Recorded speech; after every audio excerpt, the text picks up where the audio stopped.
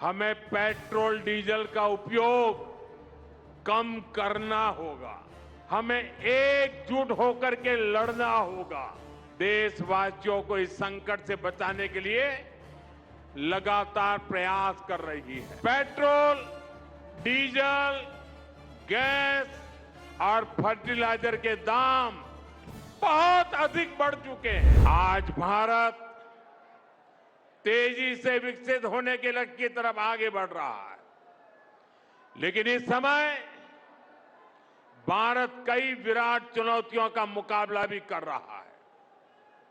साथियों, कोरोना काल के दौरान ही दुनिया सप्लाई चेन के बहुत बड़े संकट से घिर गई थी।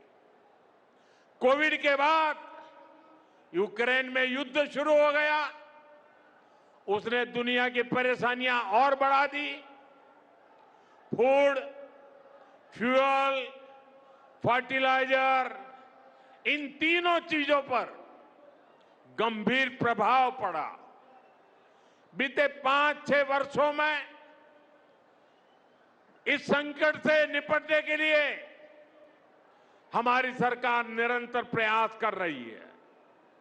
आपको याद होगा, उस समय और आज भी फर्टिलाइजर की एक एक बोरी दुनिया में 3-3 हजार रुपये में बिक रही थी। एक बोरी का 3,000 रुपया।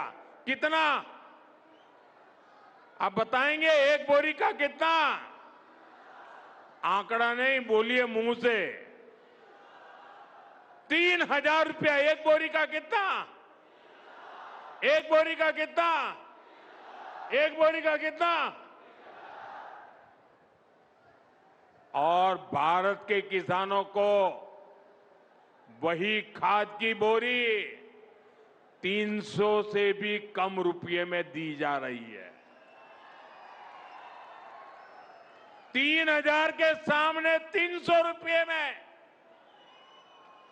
सप्लाई चेन की इन मुश्किलों के बीच पिछले 2 महीने से हमारे पड़ोस में ही इतना बड़ा युद्ध चल रहा है। इसका असर पूरी दुनिया पर पड़ा है और भारत पर तो और भी गंभीर असर हुआ है। साथियों, भारत के पास बड़े बड़े तेल के कुएं नहीं है। हमें अपनी जरूरत का पेट्रोल, डीजल, गैस, ये सब बहुत बड़ी मात्रा में दुनिया के दूसरे देशों से, बाहर से मंगाना पड़ता है। युद्ध की वजह से पूरी दुनिया में पेट्रोल, डीजल, गैस और फर्टिलाइजर के दाम बहुत अधिक बढ़ चुके हैं, आसमान को भी पार कर गए हैं। अड़ोस पड़ोस में देशों में क्या हाल है वो तो अखबारों में आता है। भारत सरकार इस युद्ध के पिछले 2 महीनों से देशवासियों को इस संकट से बचाने के लिए लगातार प्रयास कर रही है। नागरिकों पर बोझ न पड़े, इसके लिए सरकार सारा बोझ सरकार खुद अपने कंधे पर उठा रही है। लेकिन साथियों, जब सप्लाई चेन पर संकट लगातार बना रहे तो हम कितने भी उपाय कर लें, मुश्किलें बढ़ती ही जाती है। इसलिए अब देश को सर्वोपरि रखते हुए, मां भारती को सर्वोपरि रखते हुए हमें एकजुट होकर के लड़ना होगा। हमें याद रखना है, देश के लिए मरना ही सिर्फ देशभक्ति नहीं होती है। देश के लिए जीना और देश के प्रति अपने कर्तव्यों को निभाना, वो भी देशभक्ति होती है। इसलिए वैश्विक संकट के इस समय में हमें कर्तव्यों को सर्वोपरि रखते हुए कुछ संकल्प लेने होंगे और उन संकल्पों को पूरे समर्पण भाव से पूरा करना होगा। जैसे एक बड़ा संकल्प है पेट्रोल डीजल का संयम से इस्तेमाल करना।